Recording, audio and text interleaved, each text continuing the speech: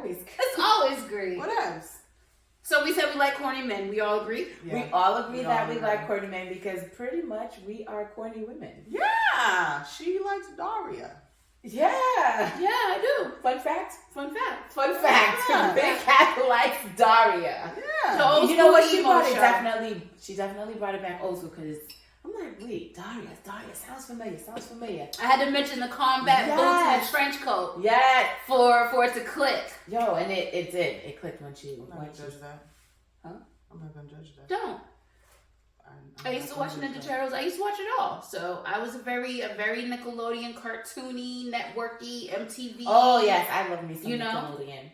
However, when you guys think of tall, dark, and handsome, what do you think of? First of all, the key word is dark. So when I think of dark, I think of melanin. Okay? So I think of an Idris.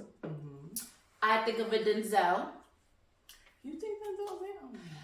You think about old Denzel. We're not talking about Denzel right now. So Denzel, he was handsome. He was handsome. He's still handsome now. My mama would have jumped his bones. He was handsome. I feel like a lot of women would have jumped his bones. Think about not our generation, because we look at him more of like a dad. But the few generations before us, he was hot stuff. He has swag.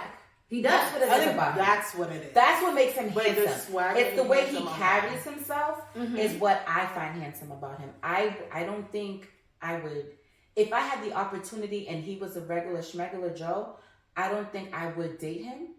But the way he presents himself is very attractive. You would be drawn in. Attractive. I would be attracted to him the way he moves. He would get you. He probably would because of his swag. And however, like if he didn't have the mindset, it would turn me off. Minus that swag, if he didn't have that little chip. If he didn't have the swag, I wouldn't be attracted. That's how I feel with the guy that he's not. I'm gonna shut up because he's my secret, but he's not tall. That's the thing. That's the thing. He's like right here. And Amen. The handsome level, but whatever. We ain't gonna get into it. So for me, those are what I think of when I think tall, dark, and handsome. Because you say dark, so I think of my complexion. I don't consider myself dark. I consider myself milk chocolate. So I try to think darker than me. Me too. For tall, dark, and handsome. So speaking of older men with swag, Joe, the singer, the Joe, R&B you singer, think Joe has swag? Girl, I seen him live at Really? He got swag? And what? Was you like a girl at the 5 Heartbeats? Yo! You was ready to open them legs? You want to throw the peonies?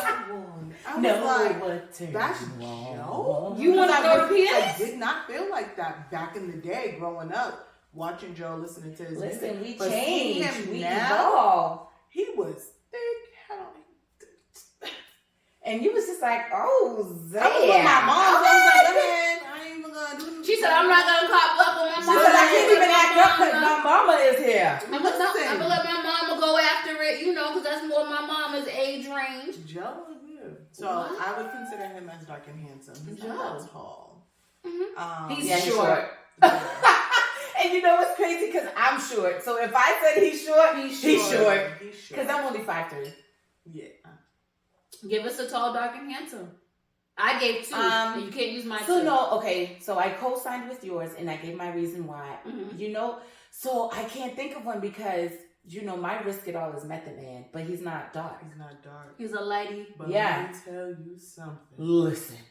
Method Man, all he needed was brown skin. I respect your wife, but if you ever get single, darker brown square, it's fine, light skin. And I'm not a big fan of the lighter complexion, but when I tell you that. And men, don't take that to heart. Because if you got a child and you want me to be your baby's mama, well, not baby mama, but you want me to be the step mama, I will still give you a chance. If you like, you got to be real right in the face, baby. If you like, you got to be real right in the face, baby. If you chocolate, you could just be A-okay, baby. A-okay. Chocolate with a beautiful smile. Makai fight. That's girl. Yes, girl. Smile. Girl. It's the smile. Oh my God. That's why the smile would get you every time. The little man that I was talking about is his smile. So I can be fine. Dark skin. With that Colgate. You said it. Colgate. It's those 2 for me. It's those 2 for me. And I be a black running. man's smile. Listen, you know how they say. Take care of your teeth. You know how they say. Go to the dentist. You end up dating your dad. I be trying to run from that chocolate skin with that smile, but when I say that it pulls me in every fucking time, if you light skin, I see through your shit so fast when you chocolate. It's a problem. That comment. It's a problem. That you date your dad is another topic. It's a real thing. Day, we gotta come back to that. And we have to revisit that. It's a real thing. We have to revisit that and because running. Listen. Girl. Listen. Next topic, we're going to end up down that rabbit hole. We're going to go down the rabbit hole if we don't So wait, stay you on still point. didn't give me an answer. Who did you say? You said Method Man, but he's not dark. Who you going with? I said Joe, and then I gave Mekhi Phifer. But he's short too. Neither are tall, and that's isn't that crazy? Now, what is society's definition? Can you tell them? So the flip side. Here's the kicker. Society's motherfucking plot twist. Right, the plot twist. Society's definition of tall, dark, and handsome is someone with dark hair. That's not it. just dark hair. It's dark and mysterious. A dark feature or a dark aura. Ooh. Right. And now that you know that, right? You get it. I don't subscribe to the dark feature thing, especially the dark hair, because you can't make yourself dark and handsome. Like, you know what I'm saying? I don't subscribe to that, but absolutely. So instead of going with the color, they're going with the feel, with the vibe that's vampire. Okay. All right, so if I'm going with that, I'm going with Superman. Cavill, whatever his name is, him. He is fine, but he gives like this, and again, he's not American either. I think I have some fascination with men that are not Americans, because when I say that man does something to me, I love an accent. When I see Superman come on the screen, I love an accent. Bitch, I want to claw her skin off. That's how I feel when I see Superman hit the fucking screen. I'd be like... I love an accent. I don't want to cross lines, but I will cross your line, baby, and be stuck and never come back.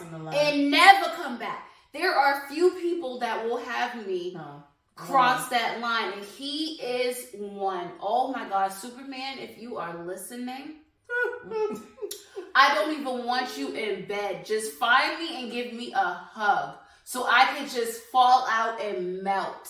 Okay? That's it. That's how it'd be for Rick Ross. Really?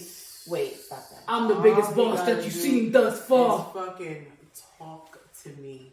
Just come and talk to me about Come and talk to me. Why are we on the same page tonight? I can't recap tonight. I cannot. I really wanna know. Just be goofy and talk to me. And be corny. You want to be corny together? All right, wait. We gotta give the host her shout out. So who is it that you want to meet and be all around, and who is your tall, dark, and if you come around, I will just lose my shit. The crazy thing is, I can't put one. Come on, I can't because we've each done one. I'm trying to think because I love gingers. Because I love gingers. But we're cool with tall, dark, and handsome. I know. So if I have to think of a tall, dark, and handsome, it would be the Brad Pitt guy because his smile. I'm a smile person. I love smiles. He has a gorgeous smile and he has dark hair. I'm short. Everybody's tall to me. But I think it's I'm 5'3". Everybody's tall. I feel like to me. he has to be taller than you. He is taller than me. My children are taller than me. Because the only one that's that short is Kevin Hart. Listen, and I don't even like him.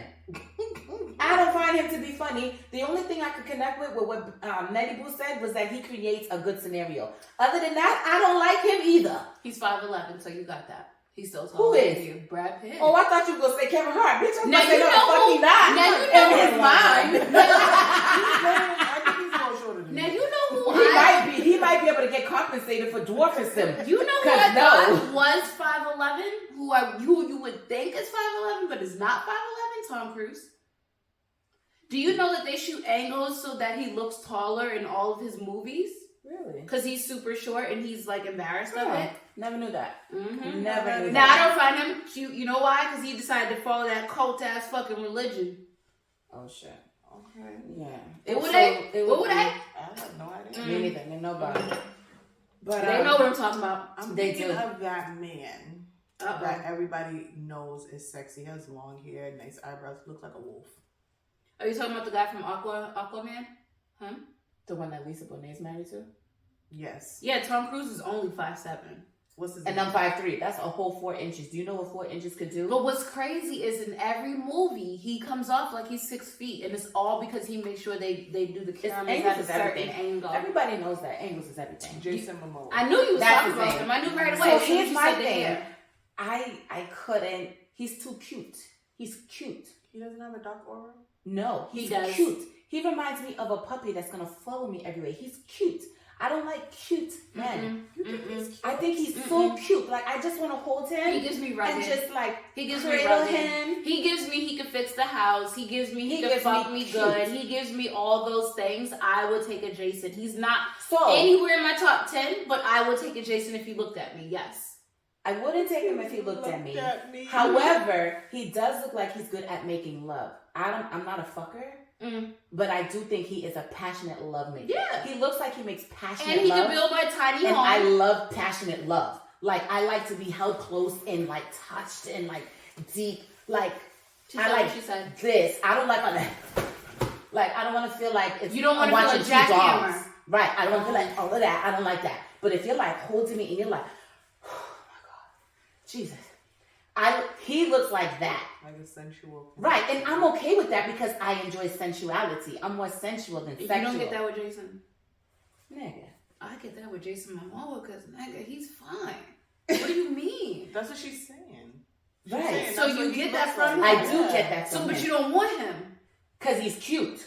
He's too cute. He looks like he's going to be in the bathroom longer than me. No, he don't. To me, he gives me the rugged look. Nope, not at all. To me, he looks like he's in the bathroom like, hold on, baby. My edges ain't bad. And I'm gonna But be you like, know who he's married to, which means he's not in the bathroom that long. That don't mean she ain't tired of his shit either, because he just might be, because he cute. You gotta remember, Lisa Bonet is very earthy. She's probably high in the back like, take your time, honey. This blood is good as fuck. So you get that? That's what I get. That's the vibe I get. No, right? For me, that's what I see him as. Like, he's in the bathroom all day like, babe, I'm coming. And she's like, take your time, boo. I don't get that. I get that he naturally looks like that. I don't think he cute.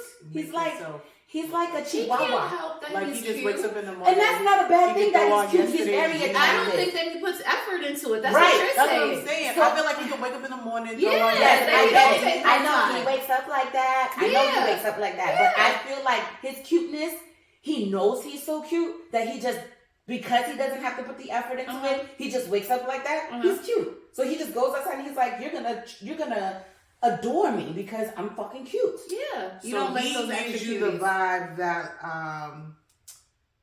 okay, I get what you're saying. He's like, cute. I know he want to take more pictures than you. Yes. Like he's like, yo, let's take this selfie because my eyebrows is on point. Like he's cute. I don't get that. Well, first of all, I say I don't get he that may not I don't involve myself in people's personal life, so I don't know neither. how he is. I don't know because he gives me that cute look. I don't care to know about pictures, it. Yes, yo, he's cute. How do we feel about men who do their eyebrows? They're cute. It's okay if you do it. I was like, I just don't want a guy who does his eyebrows. I was liking a guy, and he's from high school. And shout out to him because him and his ex, who he must have got back with, are pregnant now. So shout out to them. Kudos to y'all. But I liked him, right? I thought if I was going to talk to a Spanish guy, he would be one of the Spanish guys that I would talk to, right? But the fact that he did his eyebrows did it for me every time. Leave your eyebrows alone. That is a girl thing. Would you want to lace front next? I just never understood. Listen, I get if you want to clean up here, right? Because you feel like you don't want to have a uni, right? And that's fine. Everybody has their choice. I think unis are cute. I think they're adorable. I think they're lit because I have no eyebrows. I think they're adorable. However, I think men who have these beautiful thick eyebrows should leave them. Going to the fucking barbershop, when you go get your cut, you tell your barber, you have a voice, nigga. You tell him, leave my fucking eyebrows. I love bushy eyebrows. Women like bushy eyebrows. We don't like that cleaned up. You look better than us eyebrows. You can't speak for all women. We could only us three, and I'm speaking for these two. They don't like the clean eyebrows. I don't. You're a man. You're supposed to be a little grungy. I'm not saying your nails are supposed to be dirty, but your eyebrows are supposed to be dirty. Your eyebrows are supposed to be fuzzy. Come on. Can women have something? No. Men took over tight jeans. Men took over fucking eyebrows. Men, like, can we? So I feel like that's a conversation for another day, but I don't think they took it over. I think whatever. They let society bring them into it. It was just more hidden. I think. Men were not wearing skinny jeans. They were. It just wasn't out there. They were. You never been to Pasa with them Jamaicans? Are you kidding me? Their jeans I'm American. Their balls were dying in them jeans. I'm American. Them Pasa boys, and they balls was... Okay, but so even if you think back in the day.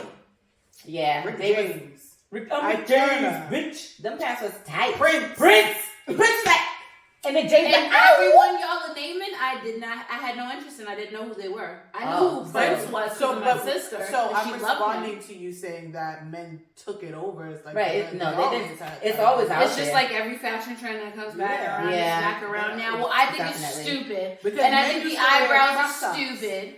I think that's cute. Show me your abs. No. Show me your abs, like that football player who always had the crop top. Show me your abs. I like Rick Ross. And I like a belly too. I like a dad bod. Like, listen, men. I love. Let me understand. Listen. Rick Ross is. Listen. We'll send it to him, baby. You can have a bare belly with me. Listen, I'm gonna rub it. You could have a washboard, or you could have a dad bod, or you could have a slight belly, but you can't have an overflap. That's where I you can't have Dunlap syndrome where you're really Dunlapped over the belt. No, I said, let me tell you something. You can have a little bit of gut. I don't mind any of that. Let me tell you the joke. Let me tell you the joke with that real quick. Yep. Let me tell you the joke with that. Dunlapped over your fucking belt. When I was a kid, I had that joke on my daddy. I was like, Daddy, you have Dunlap syndrome. And he was like, he didn't know. He was like, Amanda. He didn't know. What is that? I was like, Daddy, your belly Dunlapped over your belt. And we died with laughter, right? So after I had kids now, he goes, but Amanda, you have Dunlap syndrome. I fell out. I can't do nothing but fall out. Yo. All his life he waited to use that line back on me to tell me I had Dunlap syndrome. But Daddy, guess what? If you can see me today, the Dunlap is gone. Okay, talk about it. Let's talk about the Dunlap is gone. Okay. But anyway, while we are here, how do you guys feel about accepting hard truths? Because we got like 5 minutes left. And I definitely want to get this topic in. I want them. Me too. I want them. So I tell people all the time, give me the hard truth. You know, for me, hard truth is like a constructive criticism. It is constructive criticism, and you need it to grow. It depends on who it's coming from. It depends on where their interest lies, right? Because you gotta, honestly, in every situation, you gotta pick it apart and know what to take and what to leave. Because everybody has their own traumas. Everybody has their own past issues. So you gotta know what is really genuinely for you and what to leave at the door, because that is their own problem. But what I will tell everybody, I love, like I met with my boss Todd and I was like, so do you have anything for me? He's like, no. And I'm like, but if you do, please don't ever feel like you can't say it to me. I love that shit because it makes me better. It makes me fine tune, because I'm one of those people who pull it in and say, okay, so what about what they said is actually for me? Mm-hmm. And what if it is their own personal truth, right? And then once I dissect it and I take it down, whatever was for me, I'm working on that. Because even if this person's not in my life, I want whoever else is in my life to feel to benefit from this growth, to benefit from this, from this criticism, from this understanding that I now have. So I want to hear the backstory. I don't want to cut you off. Yeah, but specifically, so when you realize that people love you but they don't like you.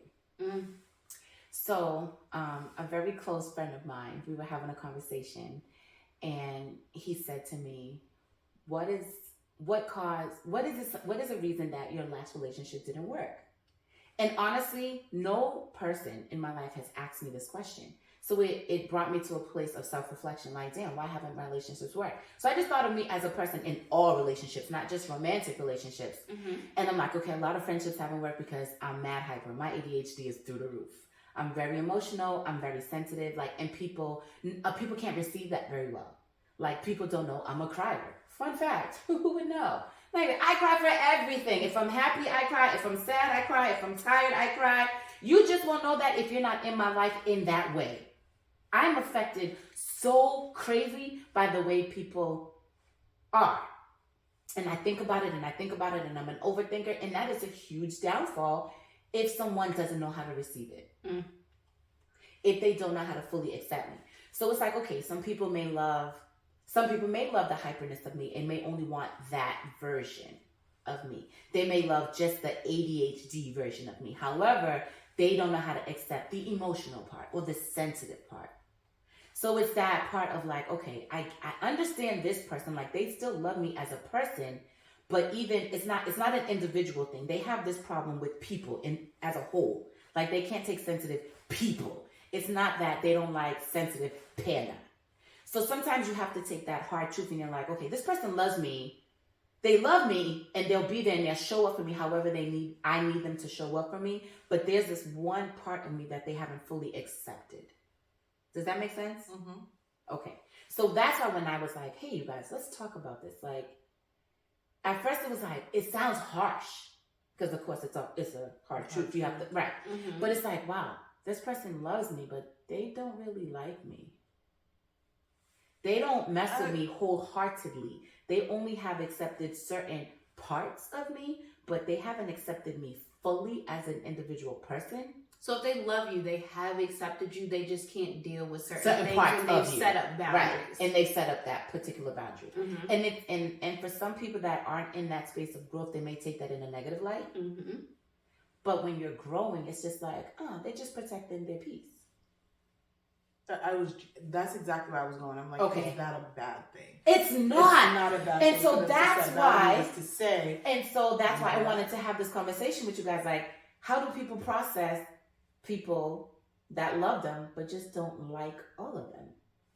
Because that is a hard pill to swallow. Like, but we talk about it all the time. We do, but analyzing and having people in places where we need them to be. We talk about it all the time. We definitely do. We don't. What you're asking and what we don't talk about all the time is how do we receive that? Right? We talk about the us receiving doing part. it, Mm-hmm. but how do we receive that?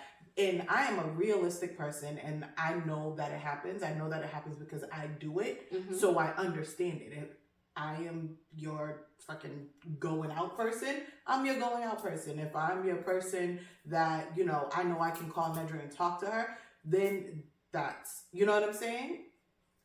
I haven't come into a situation where we weren't aligned and we had to have the conversation. Like, hey, I noticed you only do this at this time, but I haven't had had to have that conversation, but it's a real thing, and I don't think it's a bad thing. Like, yeah, because every one person can't be your everything. Just like you, right? Yeah, and one person, it's not. They're not going to have everything.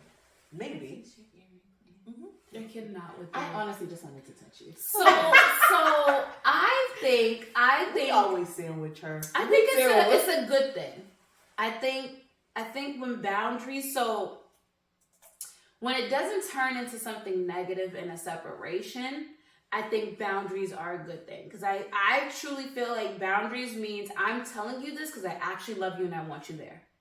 Because when you don't give a fuck about somebody, you just be like, listen, you piss me off, that's that, and I'm fucking done. Like, I'm just fucking done. I can't deal with it. I don't even want to give you a chance to fix the situation or fix the problem. I'm just fucking done. When it's like that, it's like, come on. Yeah. We could have talked about this.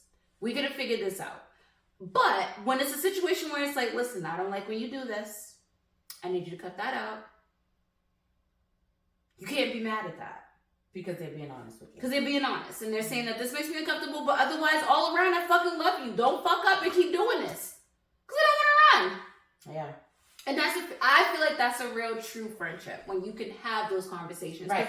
Because as you grow, respect. As you grow and mature, certain things happen. You may not even know about what happened. Right. And that could be the one thing where you're like, all right, you know what? I'm cutting that. I'm no longer having that in my life anymore. But I love this person, so I gotta tell them. Because I allowed that before, but no longer allowing that. It's a new upgrade, just like the phone, just like we said in the live. It's a new upgrade. So here we are. I forgot. I no longer like that. You know what I mean? Yeah. And it's a real thing. It is a real thing. But that's how real friendships bond, and that's how they grow, and that's how they elevate. Anything, you grow and you change. And it's okay to say, I was okay with that before, but now that I think about it, it kind of makes me uncomfortable. Right. It's okay to change your mind. Mm-hmm. Yeah. Mm-hmm. And I agree with everything you're saying. I just don't see, I'm not making the connection to someone loving you but not liking all of you. You know, I feel like it's a, like, okay, so prime example for me. I love my dad. He's my dad. But I don't like him as a person. I think as a dad, he's terrible. But as a person, I love him. So let me rephrase what I said. As a person, I like him. But as my dad, I don't like him. He's a terrible father. So I love him and I will be there for him when it's a dire need. But I can't fuck with you like that. I'm not coming over every week. I'm not doing none of this. I give her more time than I give my own fucking father. Why? Because I love him, but I don't like him. Right.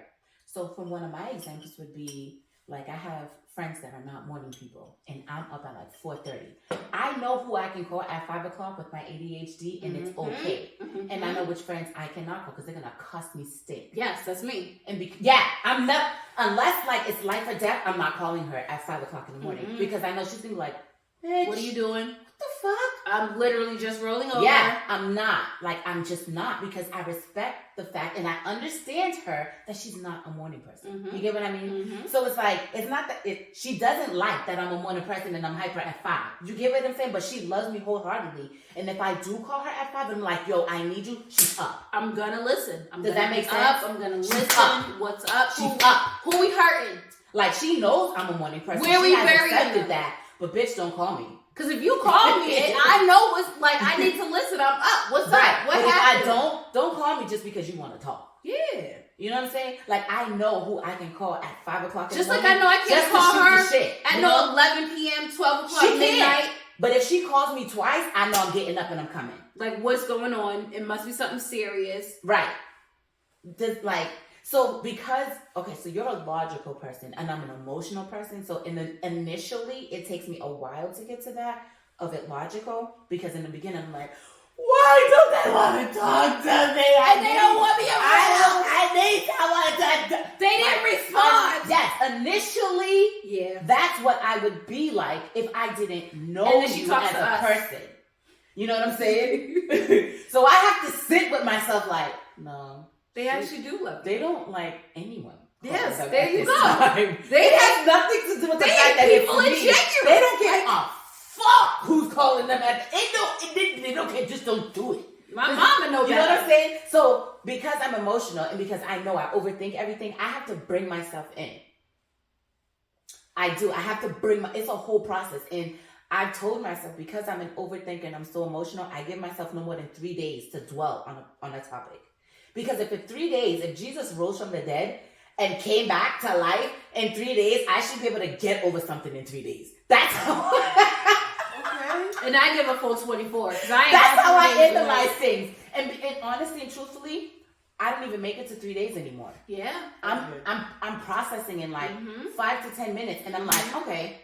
Even if it takes a full day, a full cry, a full some things do take like a day, but I haven't reached a situation that takes that 3 days. Yeah. Do you have someone that I honestly come to a logical reasoning, but you do not like? Yes. Yeah, so, yeah. I mean, I'm gonna say this loosely. I don't think there's a person that I love everything about them. Unconditionally, not even your child. Because I love this one. Everything. And so like, you talked about the fact that you don't like that she's a morning person, but she accepts it. Yeah, but I accept her. Yeah, that's what I'm saying. No, don't get. Okay, let me rephrase. So definition. I have my soul. Yeah. Like, I have my soul people. Yeah. But what I was saying is, I don't think there's a person where there's not something about them that is like I could do without. Yeah. You get what I'm saying? And that's fair. Yeah. And that's so you know fair. what? I guess it is a person by person definition. Yeah. Yeah. I think we could look at everyone that we and find something that we can something and go through it to say like, but I could do without that. Yeah, and then it's like, but I accept that part of you. Yeah. So I love you still wholeheartedly, even though you have that flaw. If you look at my group of like my top 5 friends, none of them are the same. They're all over the fucking spectrum. And you know what? When you same for me too. When you look at your besties, they're supposed to be a variety. They're so you do not night want and day. That whole birds of a feather, that's bullshit. Yes, When you're childish, yes. Right, because we call each other out on bullshit. But when you're an adult, you want different variety of people so you can get different experiences. Because at the end of the day, if you all have the same people around you, you're not going to grow. How are you growing? You won't grow because you're always going to get the same feedback and over and over. And you know what? And that is what made me honestly go to therapy. Because the relationships that I were in, the romantic ones, it was like, is this normal? Are people really dealing with this in long-term relationships? Yeah. And if they are, I don't want this. I don't want this.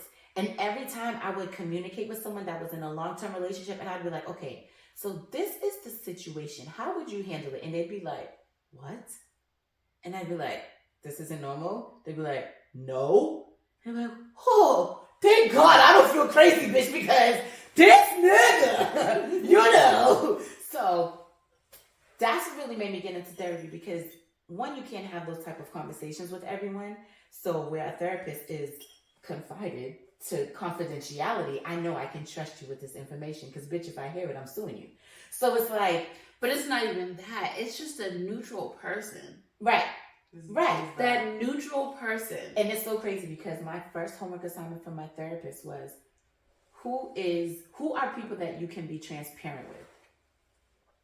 And so now how many did you come up with? I can't even remember, because this was like 3 years ago. Yeah, that makes sense. The worst relationship of my life that forced me to grow. Stop it. That relationship pushed me to grow. Like, so it was the worst. So here's the thing. More than one thing can be true at once. Yeah. So it was the worst. Duality. It was the worst of my life. I would never wish this on my worst enemy. That relationship was the worst. Worse than the baby daddy? Worse than the children's father. Worse than my children's father. And helping because at least the children's father was giving me something productive. They gave me something that I can look at and be like, yo, this was worth it. My children, they were worth it. So the children's father, yes, this particular relationship person was worse than the children's father, because I actually left for something good. The only thing that I left good from this was a therapy bill that my insurance covers. Thank God for insurance. Because if I didn't have health insurance, I would be paying that bill by myself. So that was the plus out of this relationship, was that I had health insurance to cover my therapy sessions. Cause nigga, I thought I was going plumb loco, but I wasn't. But you weren't. I was not. We were all telling you. Well, at this point, I didn't know you yet, but had I did know you, you would have been like, yeah. Because I would have been like, girl, why? Because the people that did was like, yo, something ain't right. I was like, well, what's not right?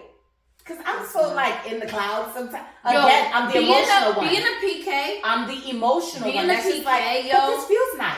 And but I will say that a lot of men, I don't want to say a lot of men. Some men love PKs because of who we are.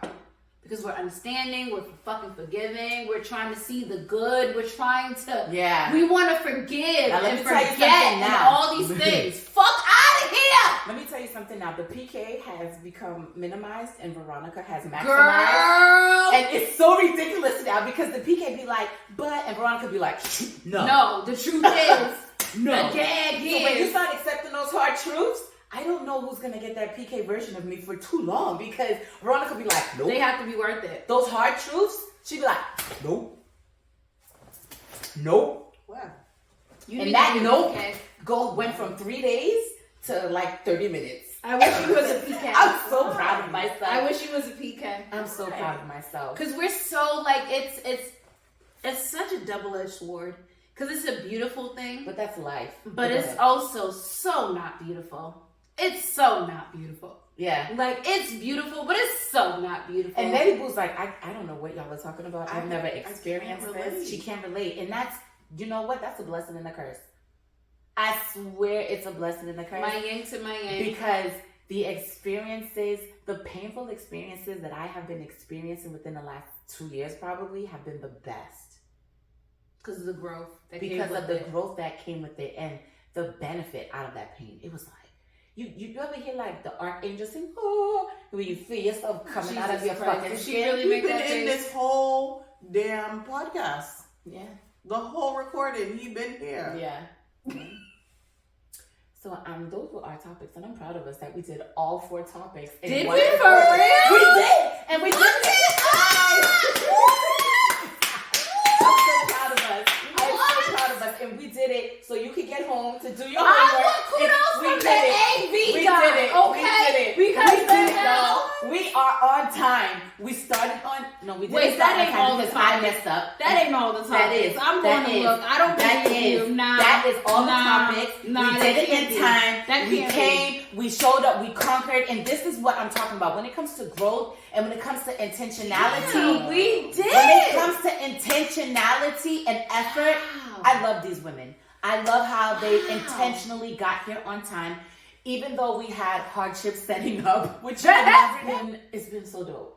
Yo, This yo, was I amazing. I miss this. appreciate us. I I'm so love happy this. to I be miss this. here. I'm glad we're back in person. Yeah. We needed this. Is there anything or anyone that we want to shout out? Healed by Carmen Yes. for her space. Healed by Carmen for your lovely space. Thank you oh so much. Yes, Oh, absolutely. we love the black love. just everything. The Just queen, all the of king, this. like all of it. Like, thank you so much for this, cousin. I love you. She is one of my favorite people in the world because she just does amazing things for me when I am in need, and it stays like there. I love her to death. There's that. Shout out to my new business cards for Panda Care. Shout out to E for All for getting me to where I'm at and making me put the fire under my tail to progress in my business, because the way things are going right now, I'm so happy in this moment. Yo, that is fire. And oh wait, I'm sorry. No, go ahead. So for such on a me, high of don't life. forget I'm a notary, guys. So if you need me, I'm a notary of Massachusetts. You reach out, I will come to you. I will come to you. And depending on who you are, it will be no fee, okay? First or second time, third time is Jesus Christ. You get charged, okay? Neddie I'm Boo. saying, yo, Jesus. Listen, and we don't. We are PKs. You think he's not gonna be here? Listen, we You know are. what I'm saying? Shout out to the Black Jesuses that answers prayers. Oh my God. You know what, you little nasty. I had another big presentation. I didn't Yo, even I thought tell you were you gonna say you had guys. another baby. I was supposed to say, where was I What? for that? Oh, we like come again, selector. Sorry. No, so I proud had of you. another big presentation, guys. proud of you. 300 people. I'm I had to proud of present you. in front of. Bitch. Yeah, and I've been getting like amazing, great feedback on Shut it up. from like all of these like C-level people. You know what I'm saying? So that's one of the things I'm working on this year. Not being So- afraid of presenting. Because That- that is like a real thing. I do. And when I tell you that I put that on my list of things for this year, like I want, like, and people probably laugh like you're lying, T, because you're all over the place and you're loud as hell and you're this, that, and the other. But I'm shy too. My pits sweat like a motherfucker when it's time to perform. Fun fact. It's the right one, people. Not even the left We one. gotta blow it. It's the right one. Fun It's fact. so weird. That's what I'm know working what? on this year. I was nervous. Learning on present. Were you nervous? Were presenting. you? But I And do that's great. crazy. So what's crazy is, so I had to present for our EDI group that I am a part of, and I practiced with one of the other ambassadors, and got my talking points together and everything. And then when I presented, first of all, I was so nervous that like the nerves was coming from my stomach up through my throat. I was so fucking nervous. But the feedback I got, you couldn't tell that I was nervous. And the person that I practiced with, she was like, it wasn't nothing like what we practiced, but it was way better because I feel like I'm good with just like on the spot. Like, you know how people say they're not Oh, you good work under under pressure. I feel like I fucking kill shit under pressure. Like, I can't. put I me don't under do pressure, well. diamond. I don't get work under nervous. pressure well at all. And you know what? I will get But you won't be able to feedback. tell. That's the thing. You won't be able to tell. I was just about to say. I can feed a character. I'll get feedback that I'm feed a good. But character. I was no. Listen. No. I had to do a pitch recently, and my daughter was there. Mm-hmm. And it's only because she knows me that she knew when my ADHD kicked in. Mhm. So after my pitch, I sit down and she's like, your ADHD kicked in, didn't it? And I was like, yeah, it did. Like, everyone else was like, oh my God, your pitch is coming along so well. You're doing such a great job. And I'm sitting in my head like, I'm shitting bricks. So I am definitely practicing and preparing for my pitch, but I need to revisit that because girl, you that was so long ago. Makes me so nervous. I'm definitely going to revisit public speaking because I want to be better at it. So with I like doing it. Live, love, and light. So that's the thing. I do enjoy publicly speaking until it's time for me to publicly speak. I'll be ready. If that makes sense. Y'all can keep that shit. So you can put me on stage to dance, but don't put me on stage to speak. I'm so shy. Extremely shy. And at the funeral, they asked me to read the obituary. So that I would have my 5 minutes of like, so it's case by case. I did my daddy and I had to practice that. I practiced it because I knew I was going to like crumble. I did better than I thought. But then again, I was extremely inebriated. I was definitely under the influence and that was the only way that was going to work. Under the influence. Okay. Yeah. Like to all our followers, to all our supporters, we love you. We thank you. Tell a friend to follow us on YouTube. Make lovin'. We are on Instagram. We are on Facebook. It's Pandagasms on all platforms. Google us, look us up, ask somebody, baby, because it's Pandagasms. It's us. It's Peace, love, and light. Pandagasms.